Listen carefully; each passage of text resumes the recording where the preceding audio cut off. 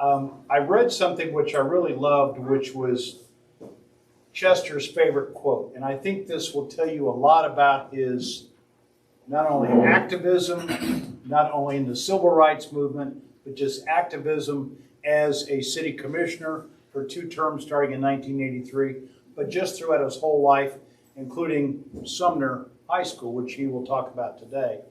Here's his favorite quote. I am whole, I am perfect, I'm strong, I'm powerful, I'm loving, I'm harmonious, and I'm happy. And with that, I introduce to you Mr. Chester Owens, Jr. That didn't go too long, I hope. Thank you, Bill. It's indeed a pleasure to be invited to speak here. And I see some my friends I haven't seen for years, like Bill, like Gilbert Castro. I haven't seen Gene Dislow.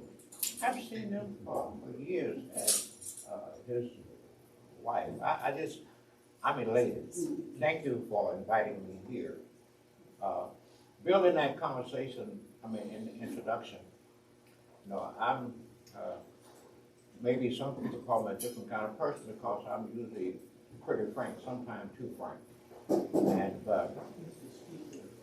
when he talked to Dan, I said, Dan, how much time do I have to speak? He said, take as long as you want. I said, no, you didn't say that. We'll be here until next Friday. But again, it is a pleasure. But I would also like to say, introduce a person here who is assisting me in the pictures that we have here on the screen.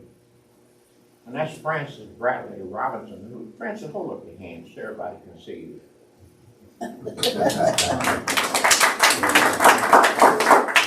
Frances is a scholar herself. She's an author. She's an accomplished musician.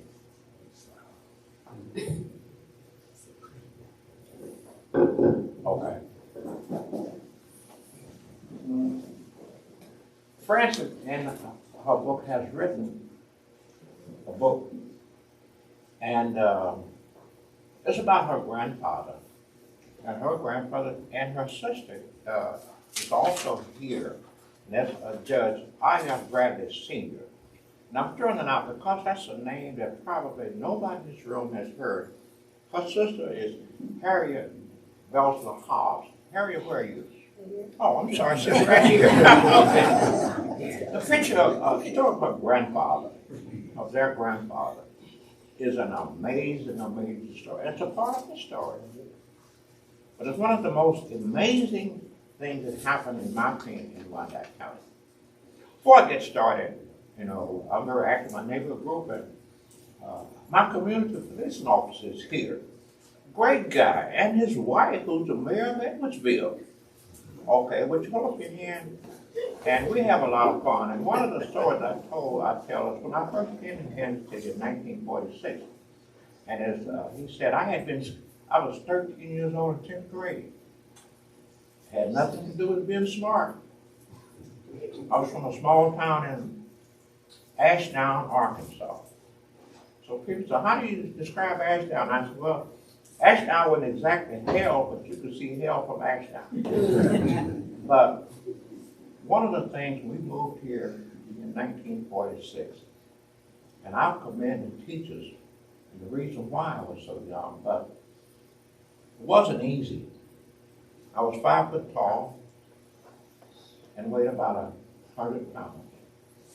And Sumner out of that atmosphere coming here, I wasn't really up to speed on a lot of the stuff. And so in the English class, my older brother and I, my oldest brother was 15.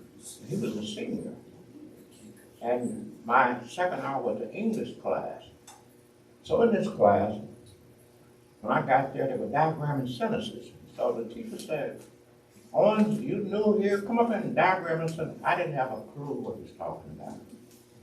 And so that was okay, I did. And of course they said, at that time, came from the South, you were dumb. But in December, I learned a couple of things, and so Mr. Cheese Rome was a teacher. Not a music teacher, but he was teaching English. And he would always say, if you're talking about something, always understand what you're talking about. And he would always, so I said, he got on labor unions. And he said, someone describe a labor union. And to this day, I don't know who I said it, but I held up my hand. And he said, Owens, you've been here for 2 months now. You failed both of the tests. He put all my stuff out there. He said, you come in front of the room and tell us what a labor union is. I was so happy because I was going to have an opportunity to show them I wasn't dumb. And I said, a labor union is a woman getting ready to have a baby. That's what happened in the class. So I was sent to the office and Mr. Hodge, bless his heart, a great man, said, why'd you say that? I said, I don't know. But I went back, so you can imagine the rest of the year, my sophomore year, I didn't open my mouth at no time. Let's begin.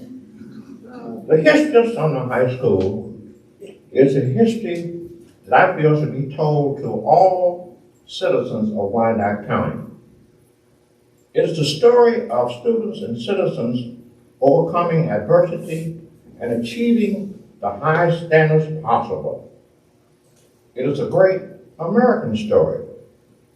I feel that if this history were made available to students that did not attend Sumner and never were made aware of the school, and those who are presently in school, it would make a difference. The history should also be made available to teachers and administrators so that they can understand that an all-black school did achieve high standards. Let me stop there. A person who attended Sumner, would you hold your hand, because there's several here today. And they're all scholars, every one of them, all of them. We really could have a talk about each one of them for an hour. I graduated from Sumner High School in 1949 and attended Sumner Junior College for 2 years. I cannot make a presentation on Sumner without mentioning Sumner Junior College because they were housed in the same building, and the teachers taught both in the high school and the junior college. Dr. Paul Jewell, the esteemed professor at Kansas City, Kansas Community College, commented in his book, The History of Kansas City, Kansas Community College, that one of the best or worst kept secrets in Kansas City, Kansas and Wyandotte County was that there was a Sumner Branch Junior College, established the same year, 1923, as a high school junior college. African Americans were not allowed to attend the junior college on State Avenue until 1951. I was in that last class, and I like to make clear, I didn't graduate because when I got to junior college, everybody in the high school was older than I am, the seniors. And so I had began to discover girls, and I had a good time. Sumner High School came into being as a result of an unfortunate incident that occurred April 12, 1904. Prior to that time, Kansas high school students attended the high school, which was located at 9th and Minnesota Avenue. Roy Martin and some of his friends were at Kerr Park for track practice. And I would like to state there are many different comments as to what actually happened. Many different stories. But the one that, of course, that I talk about is the one that Louis Gregory told himself to many people. Many things have been written about what happened, so normally people say, well, what really happened? I normally say, just put in there that was an unfortunate incident. Although, also at this park was a young black man named Louis Gregory, who was not a student at the school. There was a small pond at this park, and Louis was snagging bullfrogs. Louis was a cripple, and he had a rifle, which was not uncommon. This weapon was used to shoot the bullfrog before they could get back into the pond. The white student began to harass Louis Gregory. And this is Louis Gregory's comments. When he became frightened, and ran to get his rifle. He turned and shot Roy Martin, who died instantly. There was another version which stated that Lewis harassed the white student in 1904. So I said there are different versions, but the one version that is horrible and to me despicable is what the Kansas City Star wrote about it. And that seems to be the one that winds up in most of the articles. And I thank them because about a year ago they made an apology for what they did through the years, and that was one of them. It is despicable as far as I'm concerned. The white community was up in arms. And the next day, a mob assembled at the Wyandotte County Jail with the intention of lynching Louis Gregory. A group of black men, led by Reverend George McNeil, a pastor of Presbyterian Baptist Church, stood in front of the jail, and he stated that any man who crosses this line will have breakfast in hell in the morning. Many of the men with Reverend McNeil were veterans of the 23rd Kansas Volunteer Infantry. Now, I hope I have some material here because many were from Kansas City, Kansas. And after discharge, they had the option of purchasing their Springfield rifle for $10, and also their 38 caliber and 45 caliber Pope revolver, and many of them exercised that option, so they had weapons and knew how to use them. At school the next day, the white students would not allow the black students to enter the building. The following day, the superintendent of schools, Mr. M.E. Pearson, closed the school for the rest of that school term until the fall of 1904. Louis Gregory was charged with first-degree murder, tried, and sentenced to life in prison.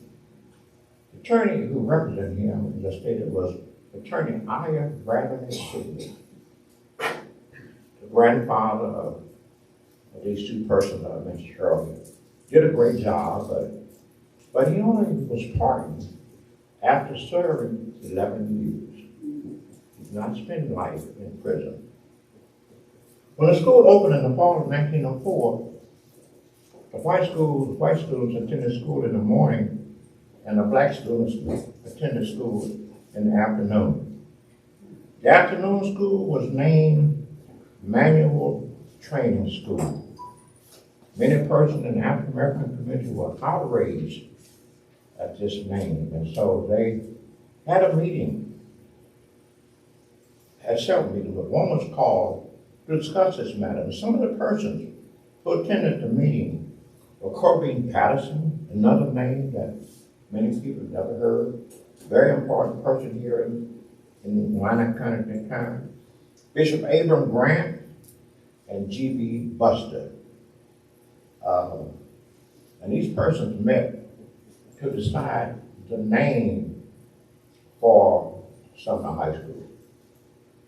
And I want to read, and I'm going to go as fast as I can because I don't want to go, but here's what this meeting, and this was an article is in the 1927 Sumnerian, which is the yearbook of Sumner High School, 1927.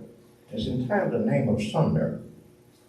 It states in June 1904, 4 men sat around the table in the Board of Education room in the public library, which at that time was downtown, and pondered over a name for the new high school that was being built at 9th Street and Washington Boulevard.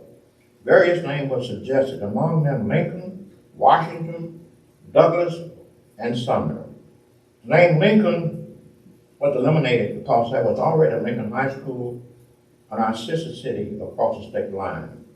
Washington was eliminated because, aside from being the fact that Washington was still alive, he advocated a type of training which the new high school was not stressed above the academics. That's another whole story about that.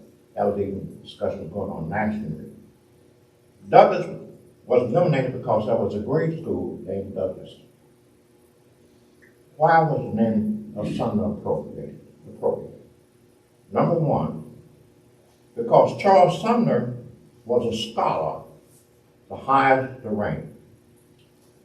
He embodied the best culture that New England could afford, and traveled and studied extensively in Europe.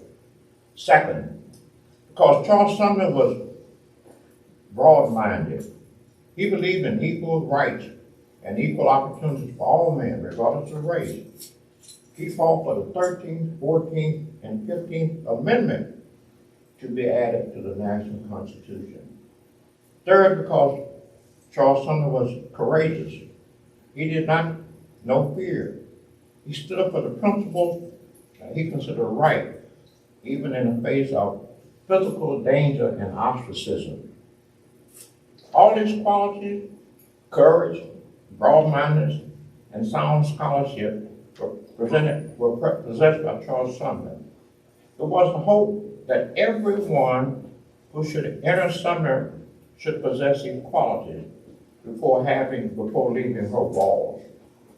The four men who sat around the table and decided on Sumner for the name of the new high school was Superintendent M.E. Pearson, J.E. Patterson, who was the principal, G.F. Porter, and the writer of this article, G.B. Buster, a man of high scholar and a history teacher and vice principal of Sumner High School.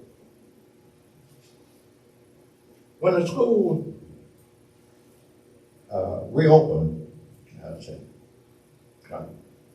Charles Sumner was a U.S. Senator from Massachusetts and an abolitionist. He was attacked by a fellow senator from South Carolina, Preston Brooks, who struck him with a cane and knocked him down a flight of steps. And Senator Sumner never fully recovered, and Preston Brooks was never charged with any crime. A bill was submitted to the Kansas State Legislature which repealed the 1884 law and enacted House Bill 890, which was also known as the segregation bill. The legislation provided for the separation of schools in Kansas City, Kansas. The governor at that time, E.W. Hunt, who opposed the bill, as some other of the legislators did, but felt that it was an injustice to penalize and further handicap an entire group because of the action of one person. He signed the bill under protest, and only on the provision that the building being constructed, the new high school, be equal to the one at 19th Minnesota. And number two, which is probably most important, that the teachers and the administrators be paid the same as the white teachers. Very important, because across this country, in 1904, 99.9% of the schools were segregated, and black teachers never got paid the same as white teachers. Very, very, very important. In 1916, John Hodge, okay, we'll get there. John Hodge was appointed principal, and he served until 1951, 32 years. During his tenure as principal of Sumner High School and associate dean of Sumner Junior College, attendance grew, and he recruited teachers from the top colleges and universities in the country. Because the teachers could receive the same pay as the white teachers, it became easier to recruit. Teachers wanted to come to Kansas City, Kansas, and Sumner High School. And this high school early on became known as a citadel of learning and the Harvard of the Midwest.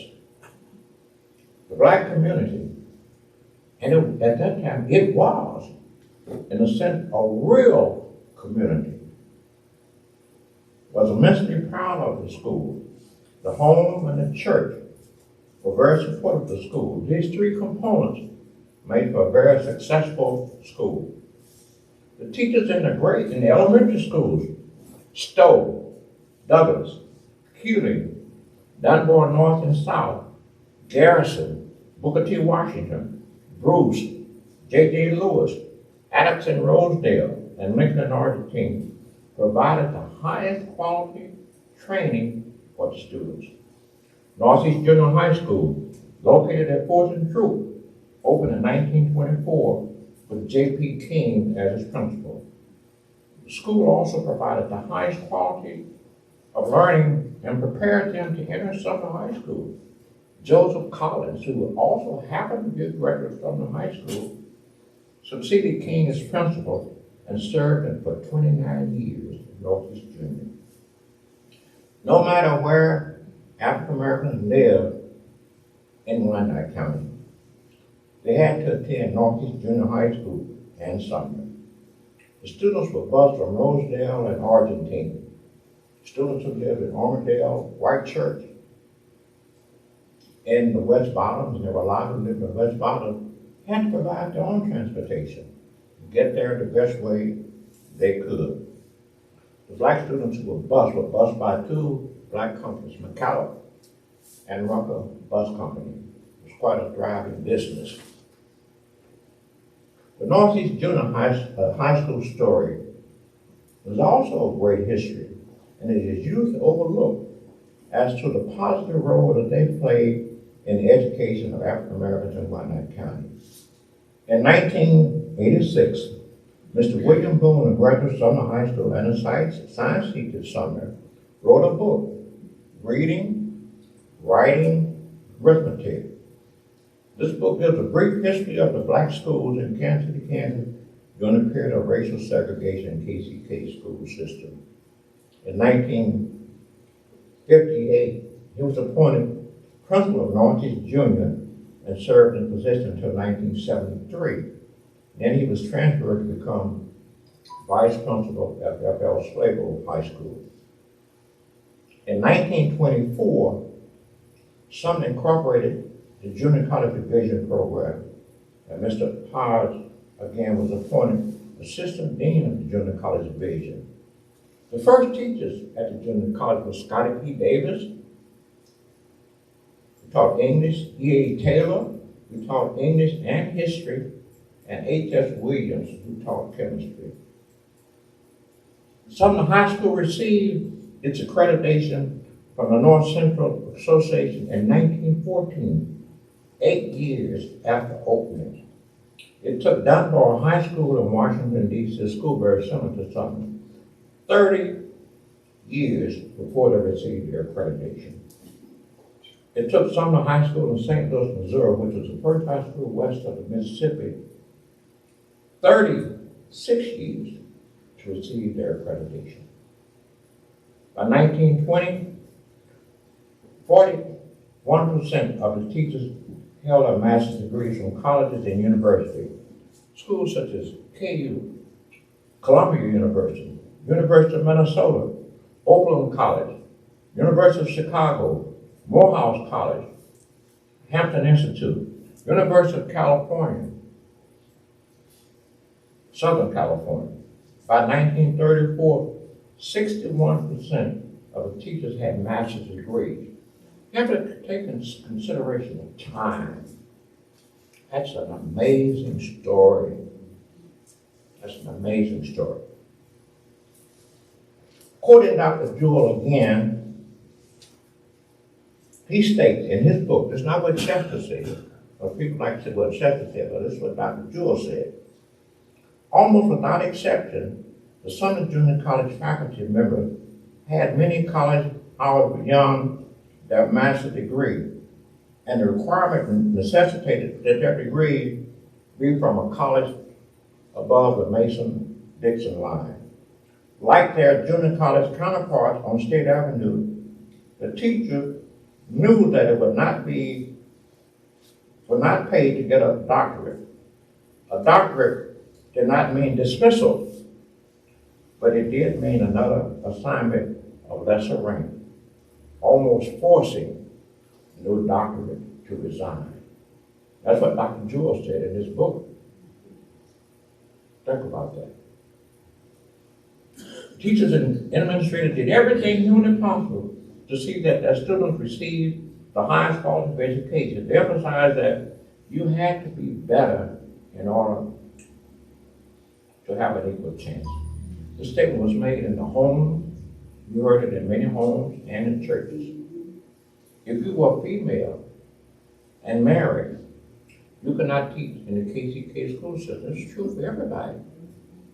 Until probably the 1950s. At one of our national conventions, I heard one comment. Said because the female teachers could not be married, for many of them, we became their children and received special attention. By 1935, 120 students had earned degrees from colleges and universities. There are possibly more, but that's all that we could find. The curriculum was vigorous, but not the same as the curriculum at Wyandotte High School. In the book, The Sumner Story, which was written in 2010, the late Elmer Jackson III, who was quite a scholar who passed probably about a year ago, in the book he states, the segregated public school system KCK, KC, Missouri, seemed to offer quality education, but they were far cry from being equal. In the schools white students attended, consider, for example, the Wyandotte High School and KCK offered courses in German, Italian, Russian, Spanish, French, and Latin. The Sumner, it only offered Spanish, French, and Latin. Wyandotte also had offered swimming, golf, archery, softball, football, baseball, and basketball, and fielded teams in these sports. Sumner, on the other hand, only offered swimming, football, and basketball. Wyandotte had 2 gymnasiums and 2 swimming pools. Sumner had 1 gymnasium and 1 swimming pool. The comparison clearly reveals that the course offering and the facilities were separate but not equal. Notwithstanding these inequities, the segregated schools were an important part of our community. That's a quote from the late Elmer C. Jackson III. On January 2nd, 1940, Sumner High School moved from 9th and Washington to the new building that's still there, Sumner Capital Arts and Science at 8th and Oakland Avenue. Even though Sumner High School could not participate in many events in Wyandotte, Argentine, and Rosedale High School, whenever they had an opportunity to participate, they excelled. For example, in 1924, Kansas City, Kansas Chamber of Commerce had their annual essay contest, and Sumner, for the first time, was invited to participate. The subject was entitled, Our Greatest Opportunity. David Henderson, a freshman at Sumner, participated, and his essay was judged the best. He won a Silver Cup and was entitled to a membership in the Chamber of Commerce. In 1925, they had the same essay contest, and a Sumner High School student won it. At that point, Chamber would have in the contest. The football, basketball, and track team always drew large crowds when they were playing. Sumner was not allowed to play in the high schools in Wyandotte or Johnson County until the 1950s. They were not allowed to be a member of any athletic league until the 1970s. There were only 2 schools that they could play in the greater Kansas City area, 2 black high schools, Lincoln and R.T. Cole in Kansas City, Missouri. Sumner had to travel to St. Louis, Jeff City, Moberly, and other cities in Missouri, Muskogee, Tulsa, Oklahoma City, and Oklahoma to play other black teams. In 1942, Sumner won the National Negro Basketball Tournament in North Carolina. Matthew Grant was some of you may remember Grant's Barbecue at 12th and Washington Boulevard, but their son was captain and Kenneth Hill was a coach. Sumner succeeded Sand Springs, Oklahoma High School as a national champion. The team that had won the year before, an outstanding team. But the coach of that team was also a Sumner High School graduate, Vernon Jones. The music department has always been outstanding. In 1972, the Sumner High School Jazz Band under the direction of Leon Brady was invited to participate in the International Jazz Festival in Paris, France. Only 4 bands from the United States were invited. The Sumner was the only one from the Midwest. The Kansas City, Kansas Board of Education, for some reason, was opposed and did not want them to go. But they went. And the school board did not assist them in any manner and made it very clear that they would not. It was necessary that they raise $25,000 for the trip. The community, basically the black community, raised $22,000. And a week before, Senator Bob Dole, who had one of his employees as a part of that committee, said, "Don't worry, y'all going." And he put in the last $3,000. And not only that, sent one of his employees, Anna Haas, with the team to Paris, France. Sumner High School won virtually every award that was possible at this International Jazz Festival.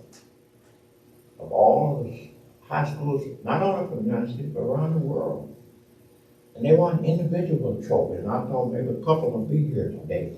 So there's a story that what happened that I won't even tell. It upsets you every time you think about it. When they returned from the trip, they were told that you cannot travel, the jazz band or the band cannot travel more than 100 miles from Kansas City, Kansas.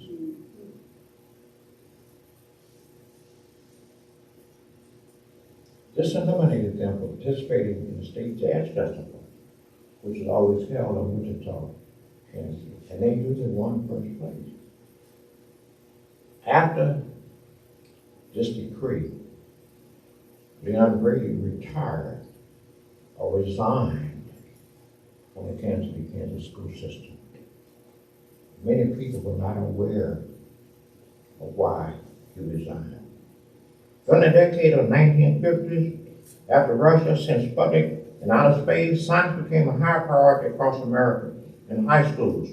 In an article in the Kansas Star newspaper by Frank Mannerheim, professor at the University of Virginia, and Eckline Helmer, professor of chemistry at UMKC, they stated that they decided to track down an old rumor of special achievement in chemistry at Kansas City former segregated Negro high schools.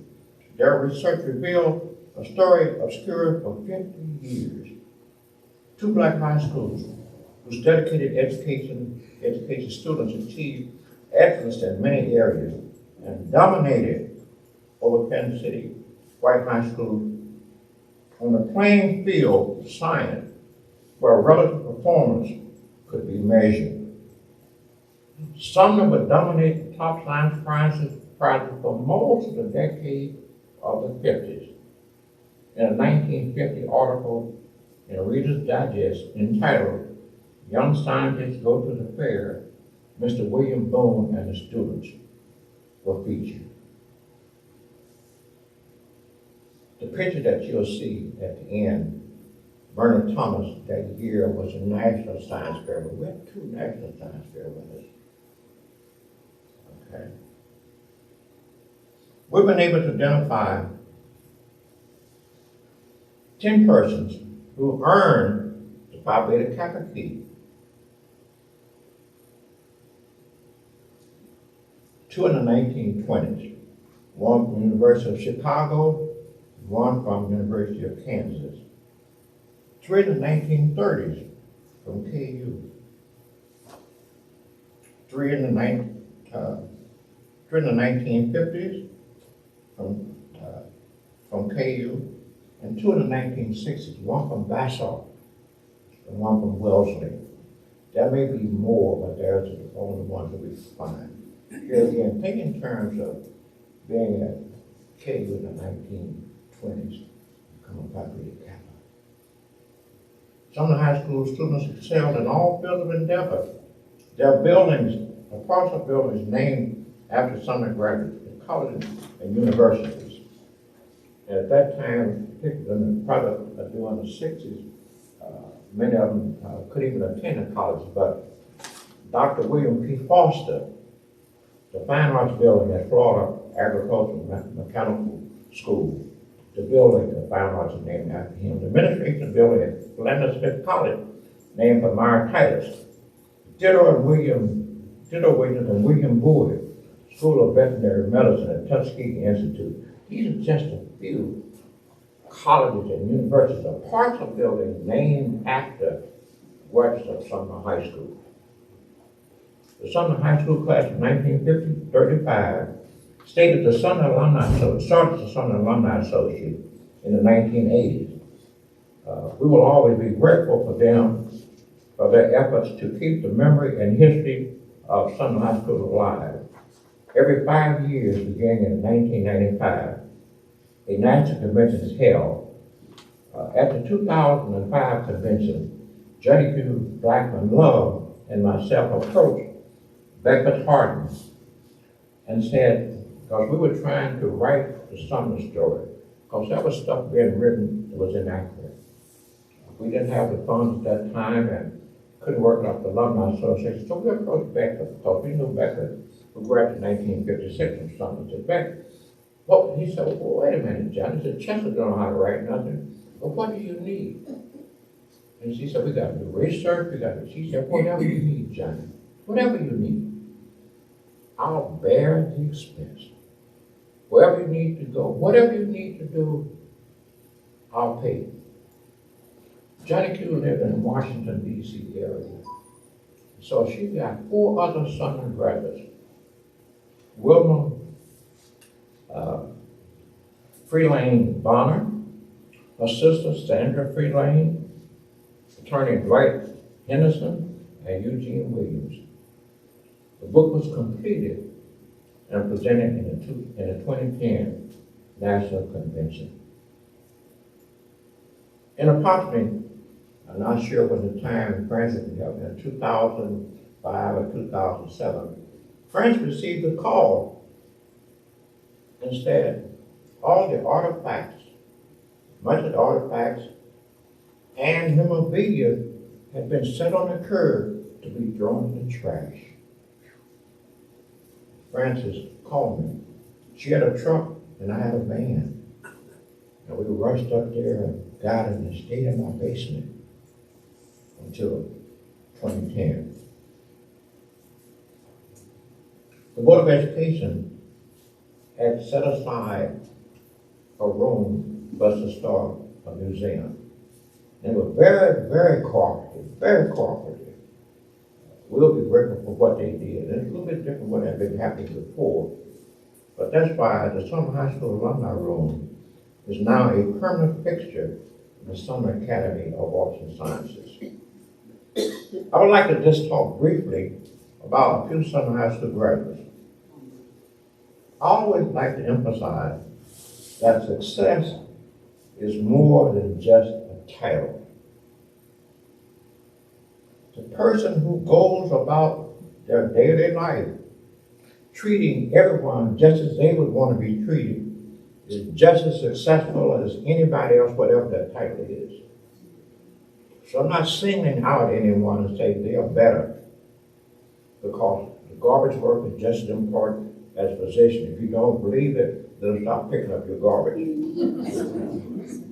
I would like to start with the first teacher, who I used to see up there, has been Rebecca Bloodworth. Ms. Bloodworth was known, depending on what year you went to Northeast and Sumner, she was a master teacher in the 1960s. But the other is Scotty P. Davis, which you mentioned earlier. She began her teaching career at Sumner High School in 1914. She was the first female graduate of the University of Minnesota. Ms. Davis was born November 20th, 1882 in Lebanon, Kentucky. Her family moved to St. Paul, Minnesota in 1896. Her first teaching position was in Louisville in a high school, but she only stayed there 1 year. But then she came to Kansas City, and I don't know this, but I assume that it was because she knew that she could get paid the same as anybody else.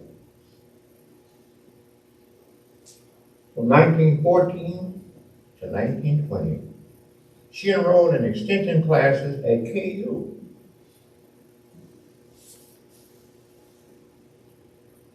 Then she pursued a master's degree from Harvard University, beginning in 1927. She completed her coursework in 1934. It seems like a long time, but take into consideration of time, and she actually traveled from Kansas City, Kansas to Cambridge, Massachusetts, different time, and during the Depression that time, with virtually no money. Her thesis was entitled Implications Relative to Curricular Offerings in Urban High Schools for Negroes, drawn from a distribution of teachers' grades at Sumner High School in Kansas City, Kansas. She taught both in the high school and the junior college. She retired in 1951. I like to tell people that when I left, I took her with me. She was not she was a great best teacher, I think, at Sumner, but I was not one of her favorite students. Marjorie Chase, a 1948 graduate of Sumner High School. She was the youngest child in a family of 10. She attended K-State University, receiving a bachelor's degree in 1952 in home economics and medical technology. She then took pre-medical courses, worked at the Minnesota General Hospital and the University of Minnesota. In 1958, she became the first black female to graduate from the University of Kansas School of Medicine. She was preceded by Geraldine Mowbray, also a Sumner High School graduate, in 1937. Miss Mowbray had been allowed to complete her first 2 years on the Lawrence campus, and then, as was the custom at KU for black female students, to transfer wherever else they could to complete their degree. After graduating from KU School of Medicine, Ms. Cates served an internship at Freedman's Hospital, which is connected to Howard in Washington, D.C., and then completed her residency at D.C. General Hospital. She then honed her knowledge of hematology by doing postdoctoral work for 3 years, splitting her time between the New England Medical Center, the Massachusetts Institute of Technology, and Harvard University. She taught hematology at Howard University, where she also served as Associate Director in the Sickle Cell Center. She later became Director of Health Services for the United States Department of the Interior. In August 2018, just 4 years ago, University of Kansas School of Medicine honored her with an academic society dedicated in her name, the Cates Society, which replaced the Wall Society, which had been there for a number of years. I had planned to do just a brief story on Dr. Foster, but you have to do 2 hours on him. And I did a presentation in Downtown Library, I think in 2019. So I can only say he was known, he graduated from Sumner in 1935, graduated from KU, a most amazing person. He was known as America's bandmaster. He was at Florida A&M University. We checked his fine art building named after him. John McLendon, and you'll hear that name more in coming years. He was a 1936-32 graduate of Sumner High School. He attended Sumner Junior College for 1 year, then enrolled at KU and graduated with a degree in physical education. He was a student of Dr. James Naismith, the inventor of basketball, which he admired greatly and always stated that, and Dr. Naismith admired him. He began his college coaching career at North Carolina College, 1940 to 1952, Hampton Institute, 1952 to 54, Tennessee A&I, now known as Tennessee State University, 1954 to 1959, Kentucky State University, 63 to 66. Cleveland State University, 1966 to 69. He coached the Denver Rockets in the ABA. Professional league in the ABA did merge with the NBA. Another story. There's so much to tell. He was the first U.S. basketball coach in history to win 3 consecutive national championships. The NAI here in Kansas City. We think in terms now of what's going on now, but the NAI at one time was very large, and it was a long period of time African Americans could not participate in NCAA. But he won 3 consecutive championships, the first one in his history, 1957, 1958, and 1959. He also coached the first African American to sign a contract in the NBA, Harold Hunter, a 1944 graduate of Sumner High School. He has been inducted in the following halls of fame as a coach: Naismith Hall of Fame, the College Hall of Fame, the Helms Hall of Fame, the Kansas Hall of Fame, the Missouri Hall of Fame, and many more. You'll be hearing more about John McClendon coming up now because Kay is going to do a special thing on John McClendon, along with the assistance of a former resident who lives here, who's going to donate some funds to do that. He was the first U.S. coach to be appointed to the Federation of International Basketball Association, the world governing body of international basketball competition. He served from 1969 to 1972. As a head coach of college and universities, his lifetime record is .70%, 523 victories and 152 losses, which is among the highest talents of most modern day coaches. Next person is Vernon Coffey, a 1946 graduate of Sumner High School. He received an academic and athletic scholarship when he graduated to Iowa State University. In spring football practice, his own teammates injured him to the extent that he could no longer play football. He transferred to St. Benedict's College, now known as Benedictine, and earned his degree. He entered the Army as a second lieutenant and worked his up through the ranks.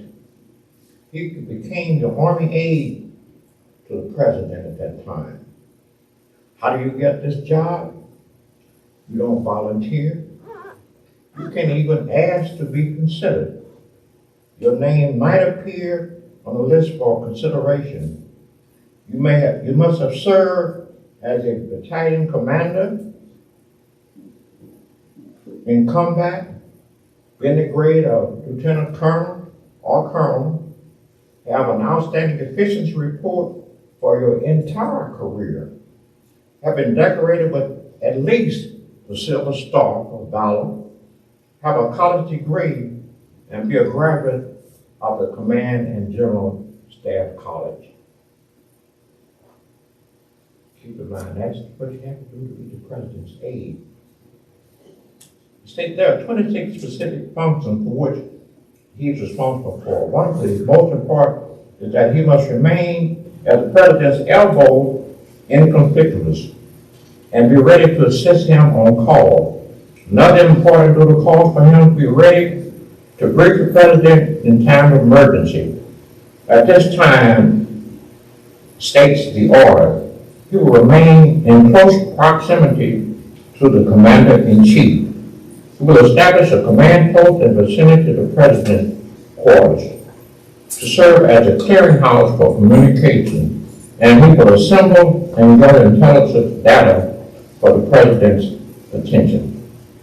The picture that you see on the screen is former congressman in this area, Larry Wynn, Richard Nixon, and the tall, handsome, articulate Vernon C. Coffee. You look at some old film clips and you see Nixon when he went to China, it was the first president that really been there. You'll always see Vernon C. Coffee. And we understand that he always, the person who is his aide, carries a black box. Colin Powell devotes a whole page to Vernon Coffee in his book. And he said he just came along too soon. Fernando Gatton, a 1966 graduate of Sumner High School, and now the chief judge of Western Missouri. He attended Kansas City, Kansas Community College, and then Pittsburgh State University, where he graduated in 1970. His first job after graduation was a sales rep, and he stated that job wasn't satisfying. So he changed direction and took a job with Rebound in Kansas City. Some of you may have heard that name. Who later became the YPAL, the program that served juveniles. This organization was co-sponsored by the YMCA and the Young Lawyers section of the Kansas City Metropolitan Bar Association. He started working with volunteer lawyers who work with juveniles, and that is where he received his interest in the law. He earned his law degree from UMKC in Kansas City, Missouri in 1974. His decision to pursue a career as a judge grew out of his strong desire for public service. He stated in an article that he was fortunate to have parents who impressed upon him the value of an education and teachers at Sumner High School who would not accept anything but the best. He further states, Sumner High School was segregated too. We had some of the finest teachers who saw teaching as a mission, not as just a job. If you were not working to your capacity, your teachers would push you, and they pushed me. He further states, ironically, segregation created those role models for us because I lived in a neighborhood where bankers and lawyers and teachers lived because segregation prevented them from living anywhere else. They lived in my neighborhood or in a nearby neighborhood. Now, he lived in Fulton Truth.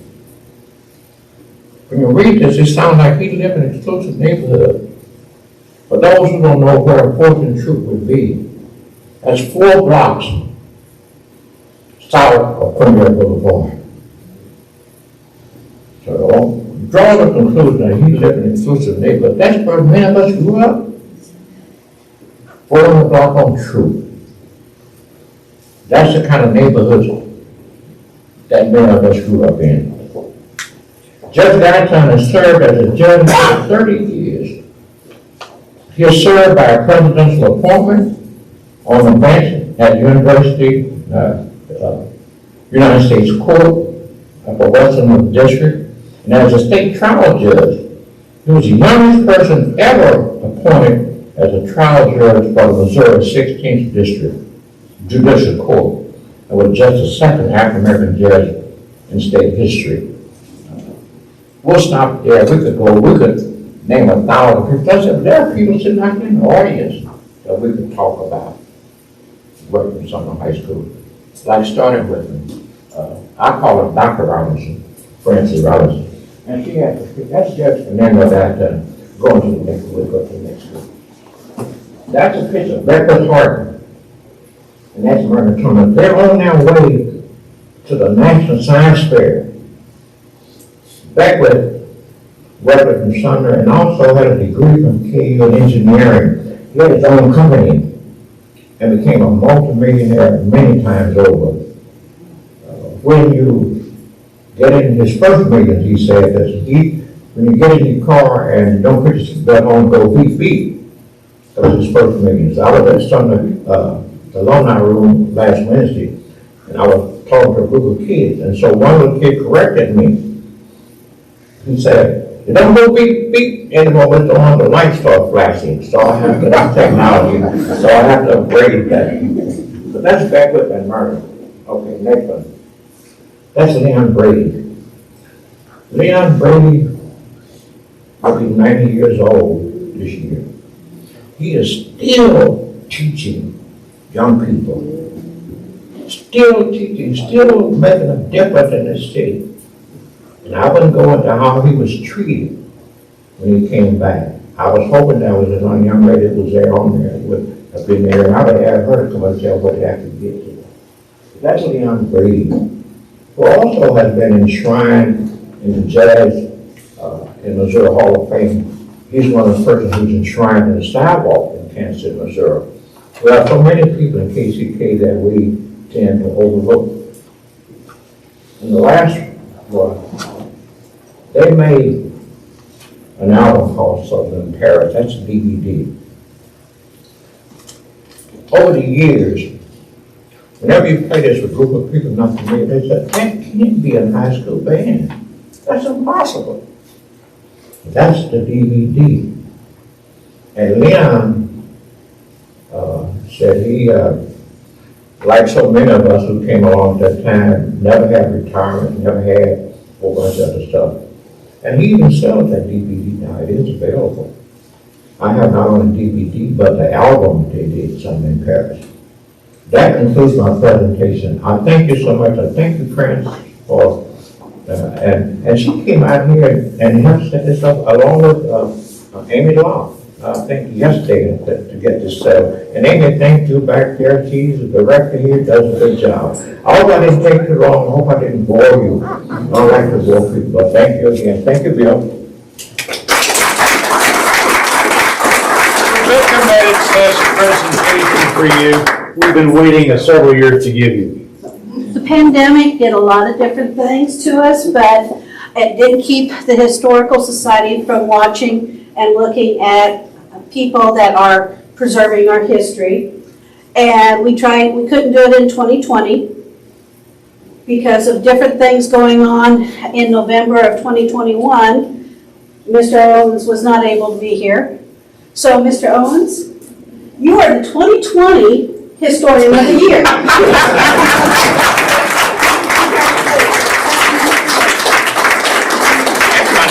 Right here. Thank you, Eric. And my sister is here somewhere. Where's my sister? Oh, there she is over there. Out in the foyer, you'll see a plaque that says Historian of the Year with all the different names on it, and it's there already. Thank you. But, so, congratulations. Thank you.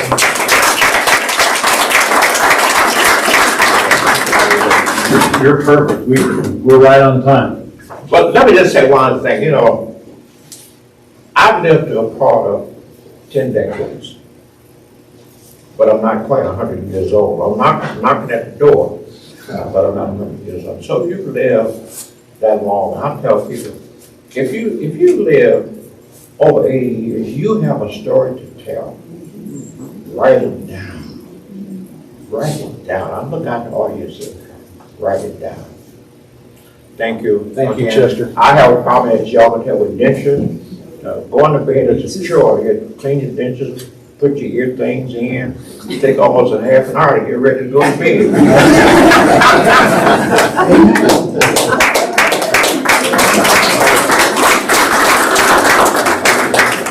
Thank you all, and for the board members who are here, you've been asked by our treasurer, Jim Ryan, to vote to approve the payment for our postage. So make sure you respond to his email and vote on that. We are going to adjourn. There will be refreshments here in the back in just a minute. Our next quarterly meeting will be, I believe, on Saturday, June 18th. That will be, I think, wonderful also. Not maybe as wonderful as this, but will be wonderful. So we'd ask you, if you do not already belong to the Wyandotte County Historical Society, please consider joining. There's membership information at the front desk, and always feel free to join us for our quarterly meetings. Thank you very much, and we are adjourned. And like I said, food and everything will be put out here in a few minutes. Thank you. I'm not the studio, but I've been for a long time.